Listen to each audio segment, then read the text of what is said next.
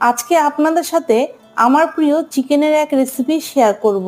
তার জন্য 500 gram chicken নিয়ে ওর মধ্যে নুন, হলুদ, কাশ্মীরি লঙ্কার গুঁড়ো, টক দই, আদা রসুনের পেস্ট, পাতিলেবুর রস দিয়ে মেখে 30 মিনিট রাখুন।